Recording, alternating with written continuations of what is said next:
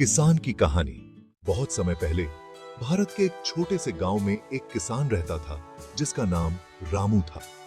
रामू एक मेहनती और ईमानदार किसान था जो अपनी पत्नी गीता और 2 बच्चों के साथ रहता था। रामू के पास थोड़ी सी जमीन थी जिस पर वह फसल उगाता और अपने परिवार का पेट पालता था। हर साल रामू अपनी जमीन पर धान, गेहूं और सब्जियों की खेती करता था।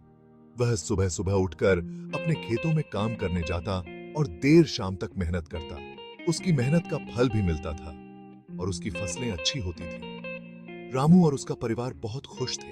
कटते तय थी, लेकिन एक साल बारिश बहुत कम हुई, खेत सूखने लगे और फसलें सूख गईं। रामू बहुत चिंतित हो गया। उसके पास बहुत कम पैसे बचे थे और उसे नहीं पता था कि वह अपने परिवार को कैसे खिलाएगा।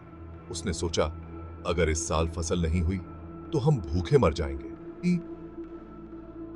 फिर इसको रामू ने हार नहीं मानी। उसने गांव के अन्य किसानों से सलाह ली और सीखा कि वह कैसे कम पानी में भी खेती कर सकता है। उसने अपने खेत में पानी की बचत करने वाले उपाय किए और सूखा प्रतिरोधी फसलें उगाने की कोशिश की।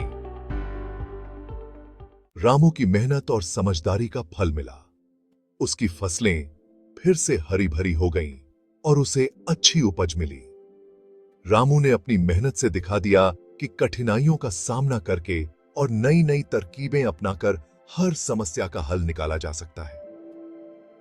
यह हल ही रामू की इस कहानी से हमें यह सीखने को मिलता है कि चाहे कितनी भी मुश्किलें क्यों ना आए, अगर हम मेहनत और समझदारी से काम लें तो हर समस्या का समाधान किया जा सकता है।